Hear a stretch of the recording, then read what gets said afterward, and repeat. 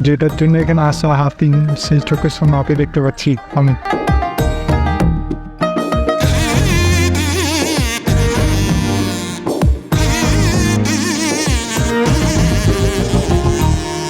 இரவு நேர சட்டில்லை தொன போன் கால்களில்லை அப்போவும் இப்போவும் நேற்று நேர் காண்போதான்